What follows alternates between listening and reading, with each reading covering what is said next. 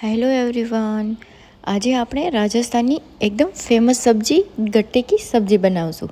તો એ બિલકુલ ઇઝી છે અને જો હું કહું એવી રીતે બનાવશો તો તમારા ગટ્ટા એકદમ કડકય નહીં થાય અને બહુ જ મસ્ત બનશે અને બહુ એવડો બધો ટાઈમ બી નથી લાગતો. તમે આરામથી અને ઝટપટ બનાવી શકો છો. તો સૌથી પહેલાં આપણે ચણાનો લોટ લઈ લીધો છે. એમાં બધા બેઝિક સ્પાઇસીસ છે. એમાંથી મરચું પાવડર, હળદર, નમક, ધાણા જીરું પાવડર અને કસૂરી મેથી, મોણ માટે ઓઇલ અને દહીં લઈ લેવાનું છે. દહીં થોડુંક ઝાઝું લેવાનું છે. આપણે પાણીનો યુઝ નથી કરવાનો, દહીંથી જ આપણે લોટને બાંધી લઈશું, જેનાથી આપણા ગટ્ટા બહુ જ સરસ બને. અને પછી એક બીજી વાટકી એને ઢાંકી અને રાખી દઈશું અને બીજી વાટકીમાં થોડું દહીં લઈ લઈશું.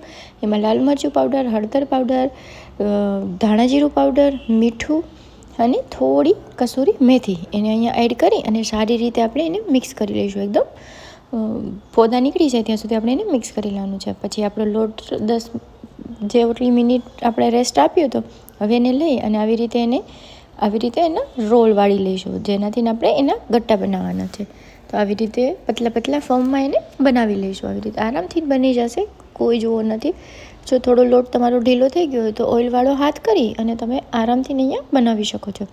અને આવી રીતે બધા આપણા ગટ્ટા એને બનાવી લઈશું.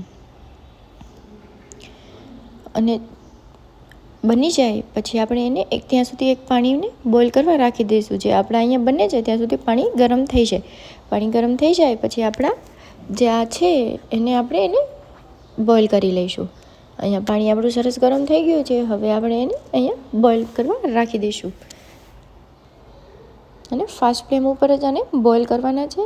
અને તમે જોઈ શકો છો કે આવી રીતના ડોટ પડે ત્યાં સુધી આપણે એને કૂક કરવાના છે. એટલે એવા ડોટ પડે એટલે સમજવાનું કે આપણા બોઇલ થઈ ગયા છે. હવે બીજી સાઈડ આપણે ગ્રેવી કરી જેમાં મેં ટમેટાં લીધા છે, ડુંગળી લીધી છે, તીખા મરચાં લીધા છે અને લસણ લીધું છે. બધાને સારી રીતે મિક્સરમાં ક્રશ કરી લઈશું. અને આદું પણ તમે લઈ શકો છો. અને ઠંડા થઈ જાય પછી જ આપણે એને પીસીસમાં કટ કરવાના છે, જેનાથી બહુ જ મસ્ત શેપ આવે. તમે જોઈ શકો છો કે આપણે બધા ગટ્ટાને આવી રીતે આપણે કટ કરી લઈશું. અને જો વિડીયો પસંદ આવે તો લાઇક અને શેર કરવાનું બિલકુલ ન ભૂલતા. અને જો ચેનલમાં નવા હોય તો સબસ્ક્રાઈબ જરૂર કરજો અને વિડીયોને એન્ડ સુધી જરૂર જોજો. અને આપણે બાજુમાં ઓઇલ લઈ લઈશું. એમાં જીરું અને રાઈનો વઘાર કરી લઈશું. કઢી પત્તા, લાલ મરચાં સૂકા અને જે આપણી પેસ્ટ હતી એને અહીંયા આપણે એડ કરી દેવાની છે ને બિલકુલ ઇઝી રેસીપી, તમે આરામથી બનાવી શકો છો અને બહુ વાર પણ નથી લાગતી. અને સારી રીતે આપણી જે ગ્રેવી છે એને કૂક કરી લઈશું. જ્યાંથી ઓઇલ છૂટું ન પડે ત્યાં સુધી કૂક કરી લેવાની છે. અને પછી જે આપણું દહીંનું ઘોળ હતું એને હવે અહીંયા એડ કરવાનો છે અને ગેસની ફ્લેમ સ્લો કરી દેવાની છે. અને સારી રીતે કન્ટિન્યુઅસલી એને સ્ટર કરતું રહેવાનું છે, જેનાથી દહીં ફાટી ન જાય. જ્યાં સુધી એકદમ મસ્ત મિક્સ ન થાય ત્યાં સુધી આપણે એને સ્ટર કરતું રહેવાનું છે. અને પછી અહીંયા થોડું પાણી પણ એડ કરી દઈશું. તમને જેવી ઘાટી પતલી જે પ્રમાણમાં ગ્રેવી ખપે એ પ્રમાણમાં તમે પાણી એને અહીંયા એડ કરી શકો છો. અને સારી રીતે સ્ટર કરી અને પછી એક ઉબળો આવે ત્યાં સુધી આપણે એને કૂક કરવાનું છે. હવે આપણું દહીં બિલકુલ નહીં ફાટે. હવે આપણે ગેસની ફ્લેમ ફાસ્ટ કરી અને એક ઉભરો લેવાનો છે.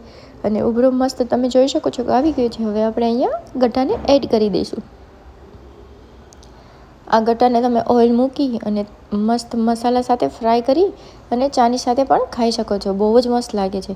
અને સારી રીતે મિક્સ કરી દઈશું અને મીડિયમ ફ્લેમ ઉપર એને કૂક થવા રાખી દઈશું. જ્યાં સુધી એકદમ મસ્ત ઘાટી ન થઈ જાય ત્યાં સુધી રાખી દઈશું.